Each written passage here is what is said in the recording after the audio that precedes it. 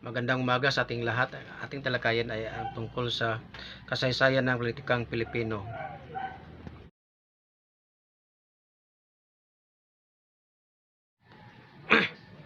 Ang ating pag-usapan ay tungkol sa politika ng Pilipino. Ng mga katutubong nagpaunlad ng politikan sa Pilipinas. Natin ang lahat na ito.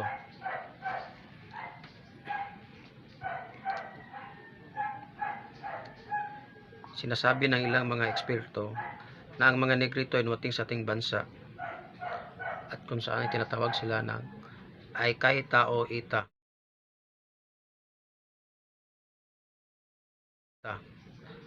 ay nanirahan sa bundok.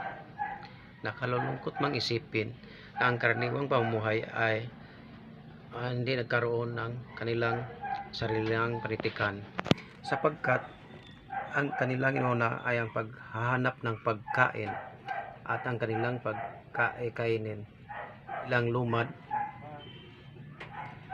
at sila'y palipat-lipat kung saan sila nakahanap ng makakain sa araw-araw. Ang ikalawang grupo ng mga taong pumunta sa Pilipinas bagay sa isinasaad ang mga Indonesia ay dumating sa Pilipinas taglay ang sariling pamahalaan ng may sariling kasuotan at sila rin ang nanguna sa paggamit ng epiko at alamat ng pahilin. Sumunod naman ang mga katutubo ng ating bansa ay ang insik. Sa panahon ng insik, ang kanilang pakay ang kalakalan. Ang karoon ng pagpalitan ng tulad ng barter ay papalitan ng produkto tulad ng halimbawa manok at ipalit sa bigas, gulay ipapalit sa bigas at kalabaw ipapalit sa lupa. Yan ang kanilang pakipagkalakalan. Ang pira ay nagsisilbi pambayad sa mga binibili ng mga insik. Simula sa panahon ng kabihasnan ng mga insik, nagkaroon ng mga ugnayan ang mga Pilipino at insik noong una panahon. Ngayon pa man, nausa rin ang paggamit ng at kung saan ay dito nilagay ang mga namatay sa jar o mga mahal sa buhay. Ito rin ay kagawian at tinagurian ng culture at ilan sa mga proseso ng mga namatay na tao na siyang nakuha natin sa mga insect. Dumating din pagkatapos ng insect ay ang mga Bombay Arabo. Ang mga Bombay ito ay mura sa Borneo.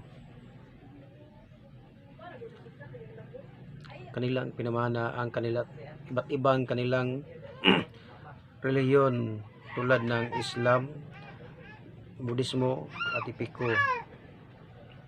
Mga panitikan sa ating bansa, sa ating minana at pinaunlad ng ating bayan at mga kwentong bayan natagpuan sa at makikita sa mga teksto ng Pilipino. Sa karagdagan na riyan din ang mga Malay nakilala at ang relihiyong pagano at isang likas na halaman tulad ng mga puno,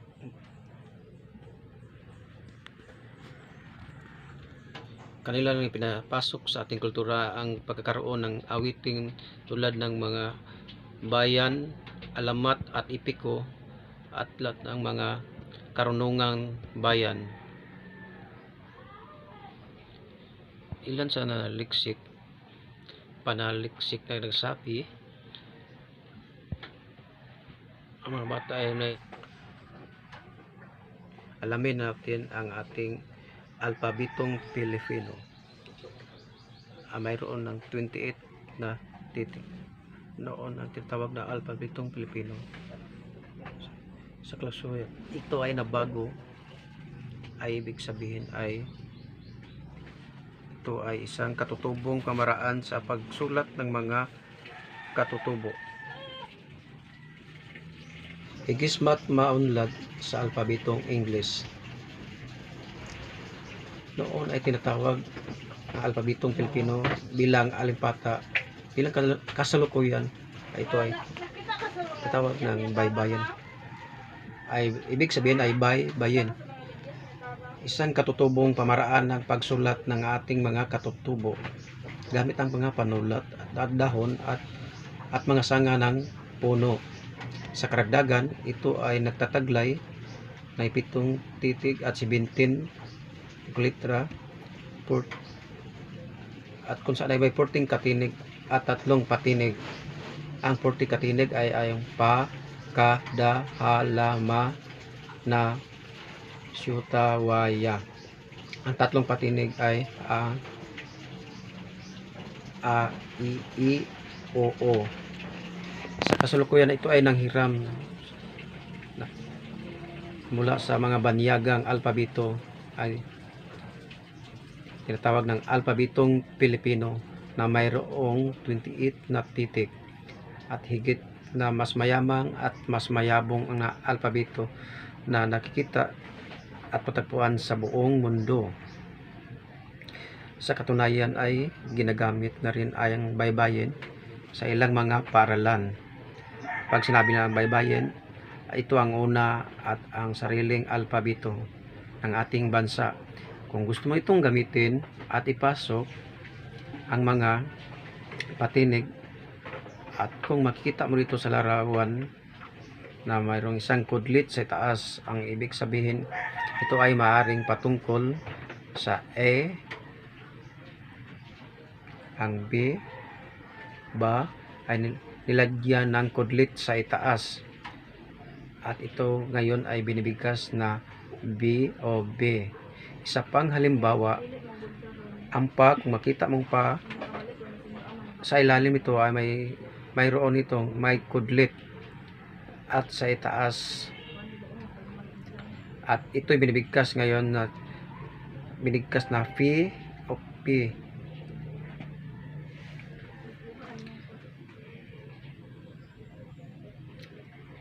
Halimbawa, ang ba lagyan ng kudlit sa ibaba ay magiging bu. Ang ama ay lagyan ng kudlit sa ibaba ay maging mo. Ang wa ay lagyan ng kudlit sa ibaba ay magiging wo. Kung nais mo namang manatili siyang isang titik at maaari mo lagyan ng isang simbolong ng krus sa pababa. Halimbawa rito makita sa baba ng larawan, B, K, D, L, M, N, N, Y, P, S, T, W, N, Y. Ngayon ay dumako na tayo sa ating talakayan.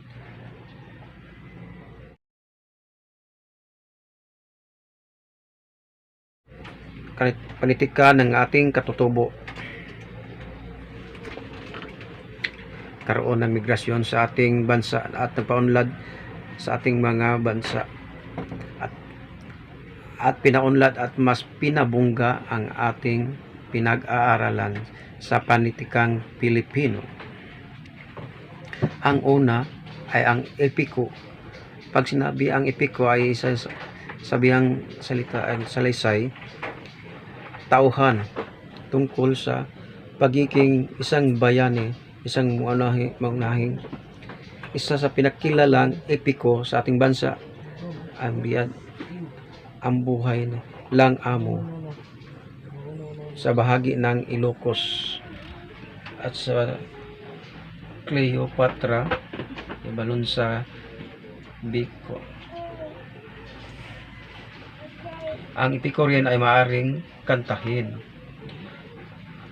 ay isang kabayanihan o maaring mangyari isang gawa lamang sa kathang isip o mula sa imahinasyon ng isipan ng mga tao upang ipakita ang kabayanihan ng isang pangunahing katauhan ng epiko. Matapos ang epiko ay nariyan din ang alamat. Ang alamat ay mga kwento ng pinagmula ng isang bagay mula naman sa isang imahinasyon sa isang tao. Halimbawa, ang alamat ng Visayas at alamat ng Mayan, ang alamat ng Mayan at ang alamat ng saging. At nariyan din ang mga kwento sa mga bibig ng matatanda mula sa bibig ng matanda at pasali-sali sa iba't ibang wika tungkol sa mga kwento at pangyayari sa isang pamayanan o sa isang bayan ay siyang nag-iwan ng nakatatak sa puso't isipan ng mga sumusunod, ang puno ng kawayan at diwata ng karagatan. Nariyan din ang awitin ng bayan sa mga nang inaawit at tinutugtugan ng ating mga ninuno at mga katutubo na hanggang sa kalusulukuyan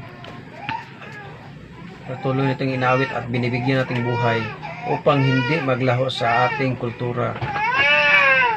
Maraming awiting bayan sa ating bansa at paghantingan at pagyamanin at pausbungin. Alamin natin ang mga awiting bayan na ito. Narito ang mga awiting bayan ng ating Pilipinas.